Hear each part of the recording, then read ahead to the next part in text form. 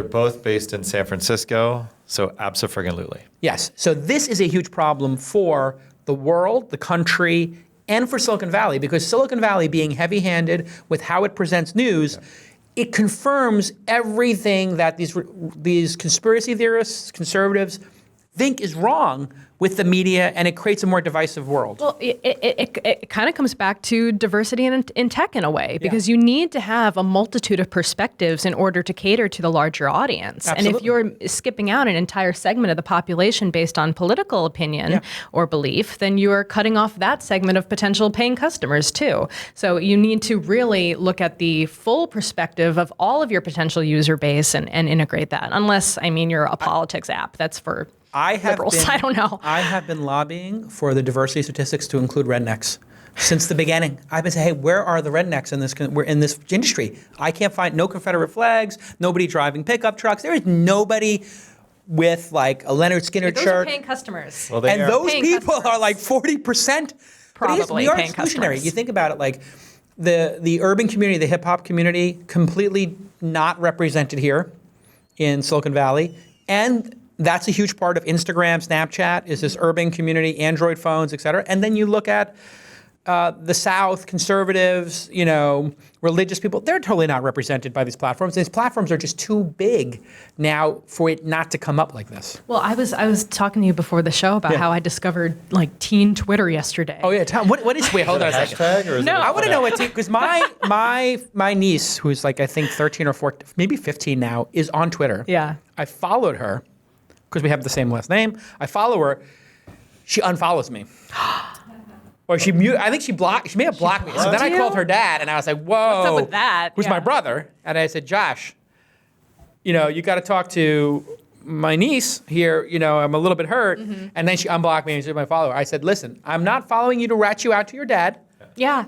But I'm not going to rat you out to your dad if I see something inappropriate going on here. I had to have the same conversation with my sister-in-law, Yeah. who's 20, and she's on Instagram. She gets like hundreds upon hundreds of hearts on all of her photos. Like I mean, this is like the oldest lady thing I've probably ever said on a podcast. Yeah. But I like getting into growing that into your world. old lady name. Yeah, I feel good about it. Old lady name. Veronica. Okay, Isn't that an old lady that's my name? great aunt's name. You're right. But Edith, anyway. Veronica. What are the old lady names? It's like- Anyway, so like discovering like the Edith. whole like separate world of like how teenagers and Yeah. young people use social media Yeah. is really fascinating. I mean, they have a totally different set of language that they use, and the way like you probably heard of like whitewalling on Facebook. No, what is whitewall? So this phenomena where teens use Facebook to post things and then they delete it after a certain amount of time. So their walls are empty. There's nothing on their Facebook wall. no permanent records. Exactly. Snapchat syndrome Exactly. for So it's Facebook. I like did that at one point in Snapchatting time. Facebook. I removed everything Yeah. off Facebook at one point in time. Yeah, and it's just behaviors like that, which I mean, people clearly need to know about when they're working on the product itself. Is I think we miss it sometimes because we get kind of caught up in this echo chamber of Silicon Valley and how people in our age group are using these products, and How do they you use only see Twitter? that one What's the perspective. teen Twitter? Explain that to me. It's just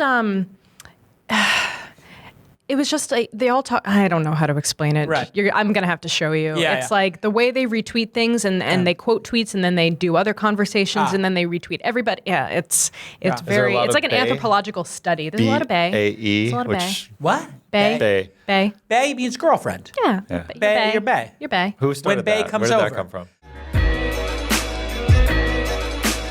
Let me just take a moment to thank our friends at DigitalOcean. It is the best place to get your application off the ground quickly and easy. Amazing way to scale. They are the simplest cloud hosting built for developers with over 550,000 developers so far. And they deploy on SSD cloud servers in 55 seconds. You can do a customized infrastructure or choose from one-click images of popular frameworks and applications like Node.js, Magento, Docker, etc. It's a very simple API, and it starts at only $5 a month. And with hourly pricing, you only pay for the resources you use and receive just one monthly bill. Clients include ourselves, TaskRabbit, Universe.com, Flywheel, Compose. And, it's full circle because we had the CMO, Mitch Weiner, on This Week in Startups back in 2010. And he was asking me for advice during an Ask Jason. I said, hey, go to like an incubator and just tell them like, hey, I'm a BD guy. I do this, I do that. And see if you can jump onto a fast moving startup. You know what? He jumped on the DigitalOcean train, joined them. And he they're giving these huge credits to our incubator companies. That's super nice of them. And just a great team over there. Very affordable, very fast, and a great product. Go to digitalocean.com/twist for a $10 credit. digitalocean.com/twist for a $10 credit.